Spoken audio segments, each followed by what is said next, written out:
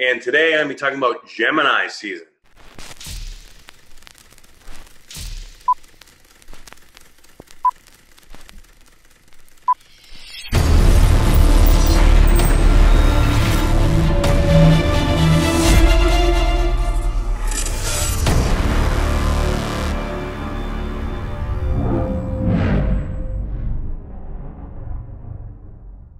Now, Gemini season as a whole, I'm going to talk primarily about the energies of the sun going through Gemini, right? Because that's what we're really focused on. But there's a lot of stuff going on here, and the theme that I'm deeming this is the karmic final exam. Okay, why do I say that? Gemini is a sign of communication, right? It's the third house. It's also a sign of siblings, of family, but how we represent ourselves and how we communicate with ourselves and out to the world, right? So with that being said, there are so many cycles that are intertwining. A lot of past life stuff is coming up, right? So the way that I envision this is when I was back in the military, when we used to test, we would just cram all this knowledge for weeks, and then we'd have to do a practical examination. There'd usually be a written and a practical. So we already did the written exam. Okay, that's been like this past 4 months. Now in Gemini season, we're coming up to the practical exam. So we've done everything that we can do. We have all the knowledge, and we have all these karmic situations that are sort of bursting at the seams right now. And we're going to invite situations into our life, and we're going to be drawn to certain things that are going to give us the opportunity to create more good karma. Okay, now, of course, depending on which direction we go with this, if we let our fear, if we let our apprehension, if we let our insecurities take control, then we could create more bad karma, right? Because we still need to learn a lesson. If we've been doing the work, which if you're watching this video, you probably have. If you've been doing the work, the situation is going to come up. You will get triggered. The trigger is the test. It's like they ask you, a question. All of a sudden now, okay, you're put on the spot. You get that feeling going through you. Maybe you have to confront a person or a situation or travel somewhere or, read something, deal with some kind of situation, person, thing, event, environment that you just don't want to deal with, but you have to, right?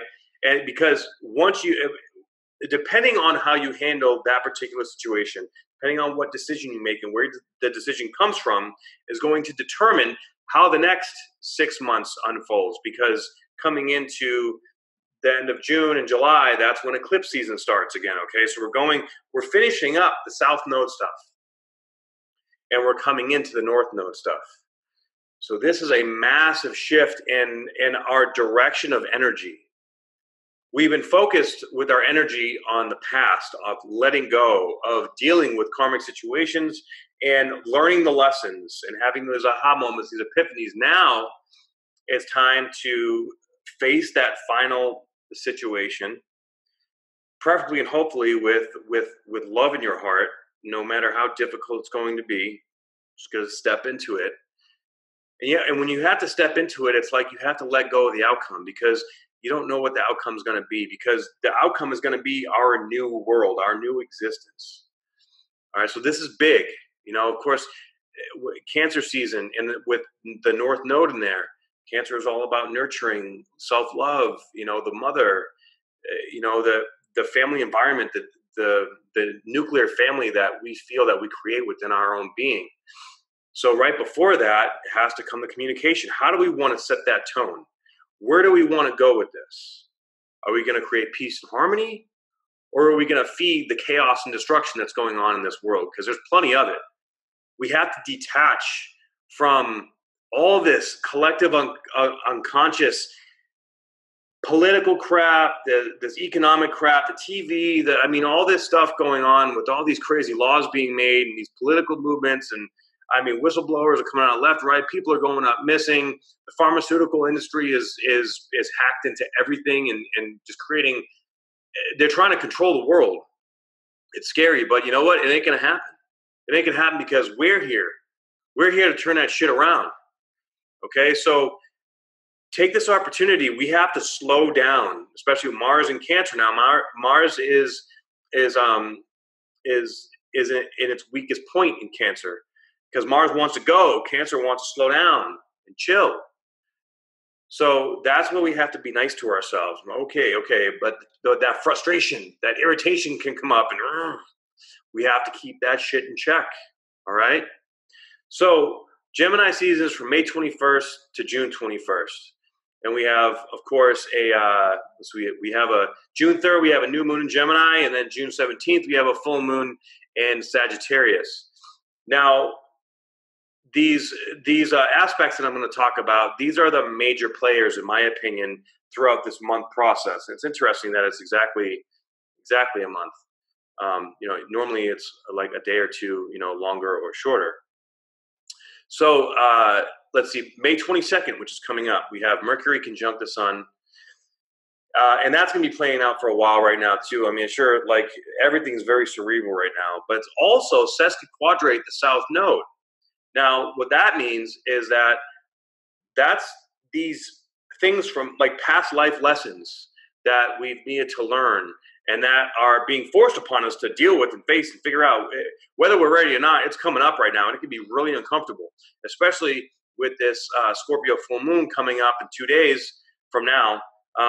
Major purging going on, okay? And it's major purging from multiple lifetimes, probably all of our lifetimes.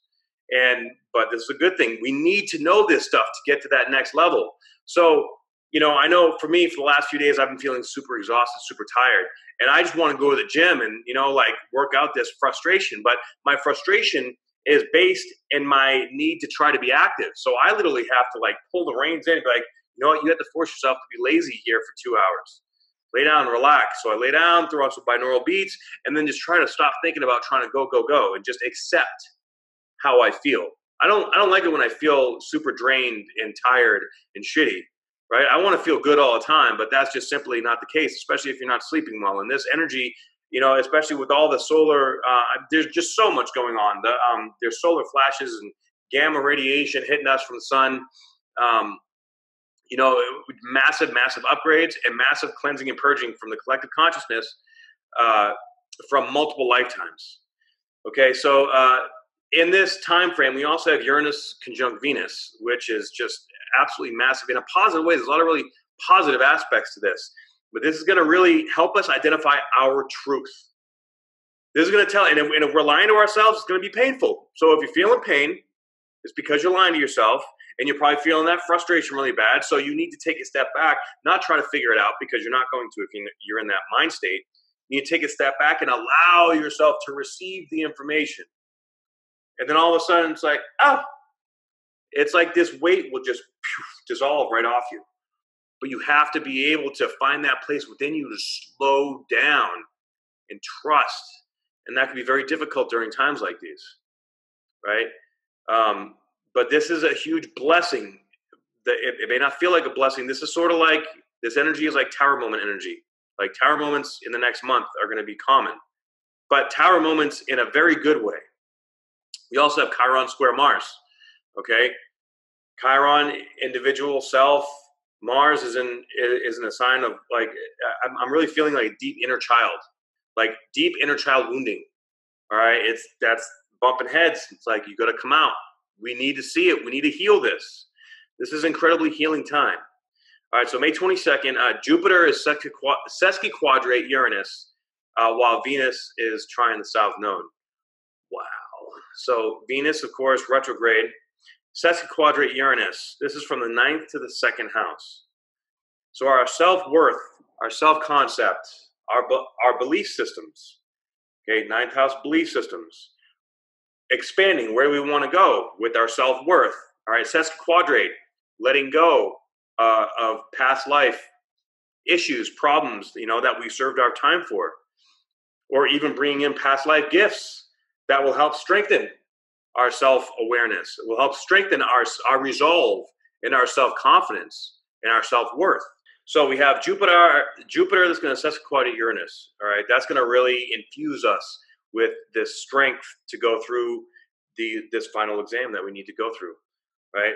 Venus trine the South Node and sextile the North Node. This is a beautiful for just stepping into this new phase, right? Venus is our love, our finances, really figuring out and getting clarity on what we really want. Because right now, things are so cloudy, going in so many unexpected directions. We don't know what the hell we want. So we're going to probably be kind of surprised at some of the things that we actually end up wanting, because we're getting to this deeper part of us and we really don't realize, you know, isn't that funny? You know, we think we know what we want, and we go and we do it, and then it's just another learned lesson. Well, this is shifting a major phase. So in this next month or so, we're really going to see what we truly value, what we truly desire, and we're going to attract. When we have that pure desire, we attract energy and things into our experience to fulfill that. Now, of course, that can still be learned lessons. It still happens. However, the chances of that being a learned lesson are much, much less likely as time progresses and as we go through these karmic tests. Okay? So on May 31st, Mercury is going to oppose Jupiter. Now, I feel like, you know, when Mars opposed Jupiter a few weeks ago, to me, that was a tough energy. It was like tug of war, and you know, and trying to figure out what belief systems are sabotaging us. But now that Mercury is coming through, I feel that Mercury is going to give us more clarity on understanding our more solid belief systems and really being able to see and identify these self-limiting belief systems and the ways that we sabotage ourselves. And when we bring this out in the open, again, that's going to be a test, a karmic test, to purge all that so we can step into our power with our communication to self. That is so important. So we also have Chiron semi-sextile to Uranus and Saturn semi-sextile to Jupiter. Now, that is amazing. I mean, Chiron, of course, Chiron, it's never a fun energy to work with. However, when we really start to accept it, it's like, okay, more healing, more healing. How much more freaking healing are we going to do? Well, you know, I think there's a lot, and there's a lot more coming. And the more that we've grown, we're going to notice that there's more and more people getting hit with this energy and waking up. This mass awakening is going on. And in this month period, it's gonna skyrocket. It's going to jump to a whole new level. And, you know, you're seeing the change going on in this world. It's really fascinating, and it's happening really fast, and it's just speeding up. But as we speed up and as we really stand in our power of love and gratitude and appreciation, things really do start to become more effortless. Like, not that it's not hard, but it's hard, but we're okay with that, right? We're stronger. We're able to keep going. So in Saturn semi-sextile Jupiter, I mean, boy, you know, 9th and 10th house right there. You know, this is really stabilizing our structure of our emotions and belief systems and career and life purpose. If you feel that you have a life purpose, which I believe everybody does, right? But if you feel that strong calling, right, that calling is going to get so much stronger in Gemini season. It's going to get so much clearer. And with that determination, with that energy, we're going to have that drive to go forward and believe in ourselves. And when we talk to people, when we step into our environment with that energy, that dedication and that conviction, then we can make anything happen. I'm telling you, stand in your power in a convicted and determined manner. Okay, this Capricorn energy is making us strong like bull, right? Because we also have Uranus in Taurus and Venus in Taurus. Anyways, so for the new moon on June 3rd, is going to oppose Jupiter and square Neptune. So, of course, opposing Jupiter, not a fun energy, but we've been having this series of energies opposing Jupiter. That is just highlighting how we get in our own way. And as we identify one step at a time, one archetype, one piece of the puzzle at a time, we grow and we grow and we go. And all of a sudden, some days it's going to be tough. I'm not going to lie. All right? Those tough days, though, like, accept the toughness. Accept it. It sucks. Do whatever you're going to do to honor it. Okay? If you're going to lay down and be lazy for a day, lay down and be lazy today. If you need to go for a hike for 3 hours, go for a hike for 3 hours. But honor yourself. This is about learning how to honor the self and growing with that and getting more clear. And every step we take in honoring that, we get stronger. We become more of a heart chakra, more heart centered. We become the embodiment of the 5D vibration of this new earth, of this new world that we are creating. Now, Jupiter square Neptune, that's going on pretty much all year, so that's nothing new. Because it's difficult, we may have a tendency to want to escape, like overindulging, so beware that this whole year is not a great idea to indulge too much or to go off and be using drugs or drinking or, getting lost in workaholism or, just having sex and just partying and just distraction. Really, there's just so much distraction out there, and it's so obvious and it's so blatant, but it's so easy sometimes when these difficult energies hit to just, I need a break, right? If you need a break, try to break in a healthy way. Don't distract yourself in a self-sabotaging way. You can distract yourself, but in a healthy way. And, and then if you do fuck up, we all fuck up. So don't beat yourself up for fucking up. That's part of the process. That's how we learn. All right? So on June 12th, Mars is going to conjunct the North Node. Now that energy is going to be spread out quite a bit. I can already feel that coming along. But that is the first personal planet to come along in the Cancer since all the South Node stuff has been going on. So this is the first taste of this new chapter that we're really stepping into. And it's Mars. And Mars it's going to be frustrating. It's going to be aggressive. We're going to want to just get there and do it and make it happen. But we're going to have to be slow down. We got to wait for the sun. We got to wait for Mercury. We got to wait for Venus to get over there too, to give us the rest of the information, right? So practice patience, but move forward in a self-loving and an abundant mindset, and know that this new chapter, whatever it may be, is coming, and let go of trying to figure it out, because you're never going to figure it out, especially with Uranus so heavily involved in all this. All right, but that's okay. This is part of the ride that we need to learn how to enjoy. And it's tough. It's like riding a bull, How the hell can you enjoy that? Some people do, right? How do they do that? You got to figure it out. One step at a time. Just figure it out. All right, so this full moon, that is 25 degrees Sagittarius. This is a big one. And this is a prequel to the eclipse season that will be coming up in the next month. So the full moon will be in Sagittarius. And it'll be the North Node, Mars and Mercury, all conjunct, are going to oppose Pluto, Saturn, and the South Node. So now, instead of like the South Node getting pulled to all the energy and all the direction, now we have energy pulling with Mercury and Mars and the North Node. This is getting that clarity, but it can still be very frustrating. And the key is to sort of let some slack loose on the reins of Saturn and South Node and Pluto, and just let that shit flow out. Don't try to figure it out, because we're not meant to. We're meant to shift our focus from the South Node to the North Node. Okay, what are we going to do here? What direction are we going? How do we do this? And that is going to throw us for a loop a little bit, because things are going to be changing so fast in so many directions. I'm telling you, this summer, we're all starting new chapters. Our lives are going to look so different. I don't know what that means, but all I know is that with the energies, and I trust the energies, these energies are bringing us in a positive direction, to a higher vibration. And it may be uncomfortable. Venus is also going to square Neptune, and then if we include the white moon, we have a grand square with Venus, Neptune, white moon, and then Jupiter. So Jupiter, Neptune.